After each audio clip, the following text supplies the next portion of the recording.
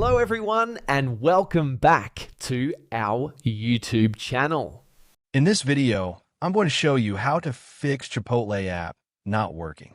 First, to resolve this issue, we will first head over to our device settings. From here, scroll down and tap on General. Once you're in the General Settings tab, look for iPhone Storage option and tap on it. Over here, you can either search for the app or you can scroll down and look for it.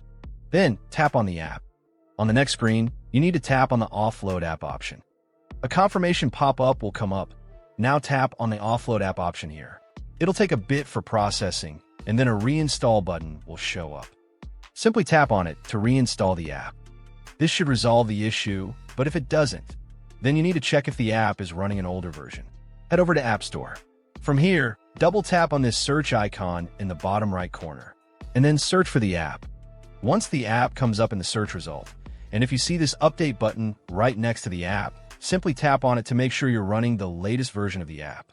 However, if you continue to encounter this issue, then you will need to completely reinstall the app, which usually resolves the problem.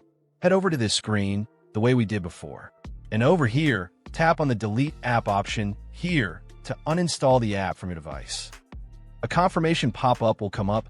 Now tap on the Delete option here. Once uninstalled, open up App Store and search for the app in the search bar. After the app comes up in the search result, simply click on this cloud icon to install it back onto your device. Hopefully, this resolves the issue. If it does, consider sending a super thanks to support our channel. And also don't forget to hit the subscribe button. We'll see you in the next video.